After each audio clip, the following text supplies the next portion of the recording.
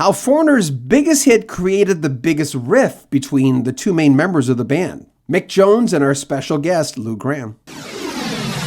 I know a lot of you have been asking about helping the channel. There is now a link to PayPal where you can donate to Rock History Music. It's at the very top of the description of every single video. Thanks. Here's Lou Gramm. I want to know what love is. You were a big part of the writing of that song. How did that go down? Mick had when I moved from Croton on Hudson to a place called Katona, which was a sweet little town. Well, it was a city actually, but it was very small. And I had a nice house with 2 acres, and it was just a beautiful place to live. And Mick bought a house in Bedford Hills, which was an exclusive part of the area. And his home was $2-3 million. It had 15 acres. It had 8 bedrooms, and as nice as my house was, he made my place look like a shack. Okay, and so he would go up. He and his family would go up there for weekends. He spent the week in the city, and on the weekends he would go north to Bedford Hills and stay at his mansion. And that's where he and I would work. It would take me less than 10 minutes to drive from my house to his house in Bedford Hills. And just like the old days, I would arrive there around dinner time. I'd have dinner with him, and we'd immediately go into a little tiny room with his equipment and his tape machines and stuff, and a mic for myself, and we would work on song ideas. And that's where he played me the intro to "I Want to Know What Love Is." And on a cassette player. And after the intro, he started playing the chords of the verse, and I could hear in the background him humming a little melody, and he goes, "Don't pay any attention to that." He goes, I was just fooling around. But I liked what he had put down, and we started to work on the song. And he had the vision for the song, because it was his idea. But I was contributing phrases and some lyrical lines and some arrangement lines. But the big thing is, when we went into the studio to record it, a friend of his, a really cool black gentleman, came in and said that he was working at an all-black gospel label, and he listened to what we had recorded so far, and he says, "That song needs a gospel choir." He says, "It's beyond a ballad. It's ethereal. It has gospel overtones all over it." And we hadn't even thought about that. So he says, "I've got a gospel choir from New Jersey on my label." He says, "I'd like to send them over here and you work on some parts with them and just let them sing, And so while Mick was in one studio, a studio complex has usually 2 or 3 studios within it. So he was in one studio working with the choir. Okay, I was in another studio with another engineer singing the song by myself. Usually when I sing a song, Mick's in there. He's always noodling with my melodies or my nuances. "No, try this, Lou. Try this. Try that." And I was just singing my heart out. Okay, nobody to criticize or suggest anything. Just leave me alone. Let me sing. And I did. And the recording that you hear on that song, I did that by myself, just me and an engineer. And when I came back and played it for Mick, he was like, "Oh, that's nice." And then he went back to working with the choir, And he never even really paid much attention to it because he was consumed with making sure the choir was right. And at that point, I helped him with it. But quietly, that lead vocal part with all the ad libs and everything became the crux of what that song was built on, including the ad libs from the choir at the end and everything like that. That was all based around the vocal that I had accomplished by myself with no input from anybody. And I thought that was a big accomplishment for me, because I usually can't sing two notes without him adjusting something, or try this, try that, try this, try that, you know. And it was a real interesting and exciting experience to be left alone, to my own devices, to sing a monumental song. And so the song was complete, and it sounded fantastic.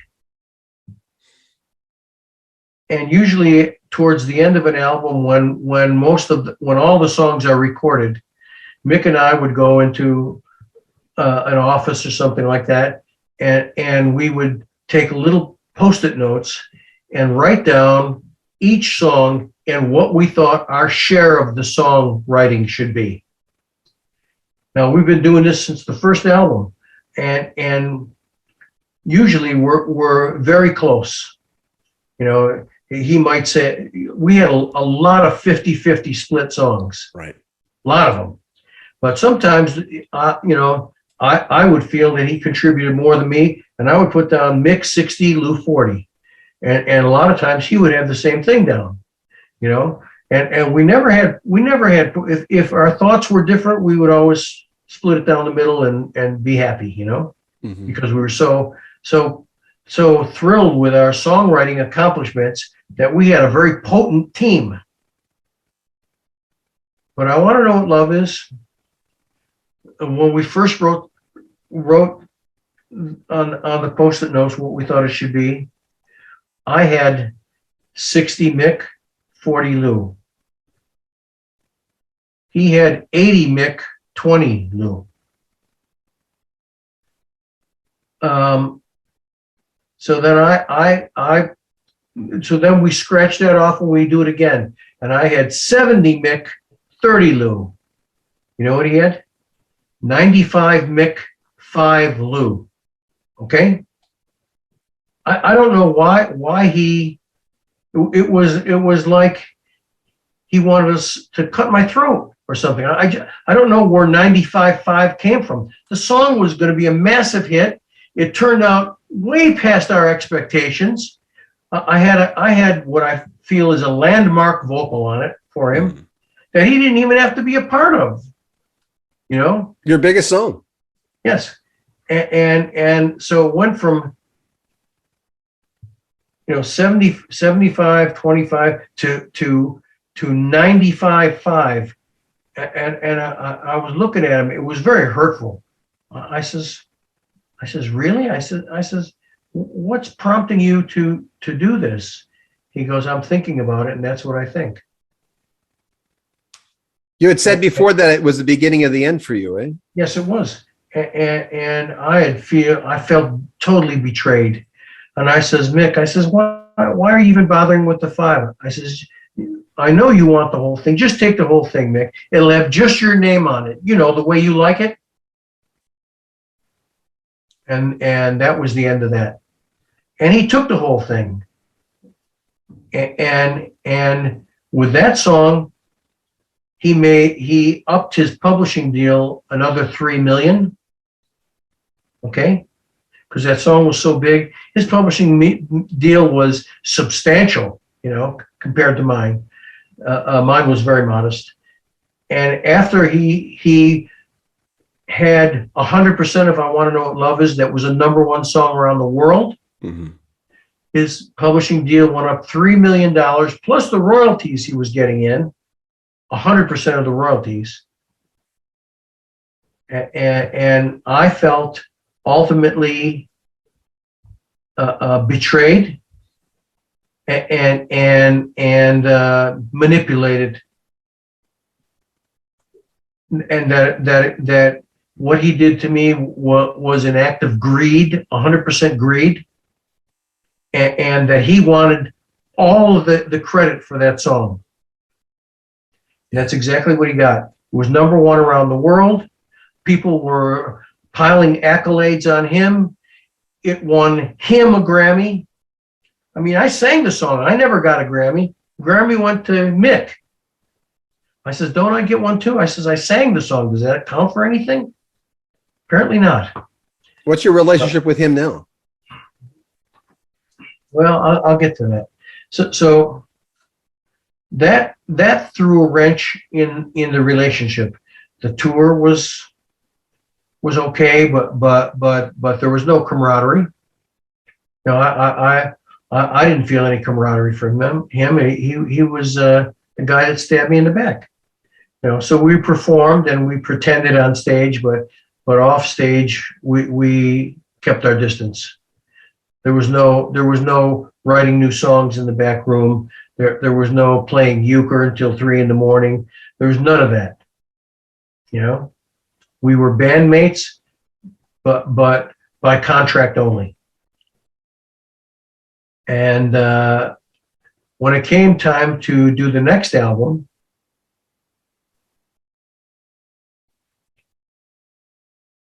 he played me 4 songs that were complete.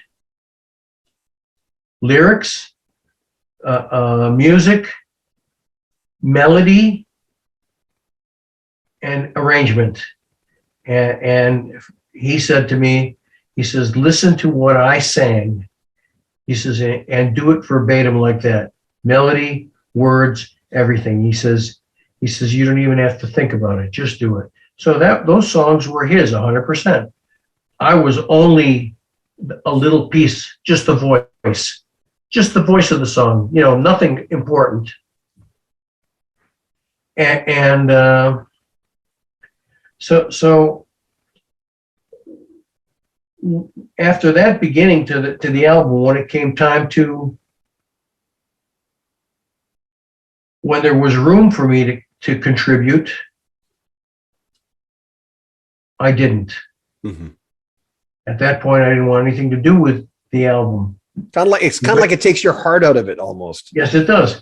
And you know what the first song on that album that was written and that the band recorded? I don't want to live without you. A ballad. So there were some pretty good rock songs on there. And towards the end I did contribute a little bit. But the first single was Yesterday, which is a good song. Mm-hmm. Second single was I Don't Want to Live Without You.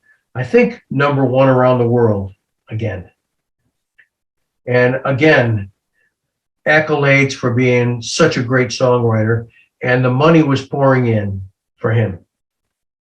And at that time, at the end of that, I was really bitter, and I honestly didn't want anything to do with him, because I felt he was not only betraying me, but purposely cutting me out from the inner circle.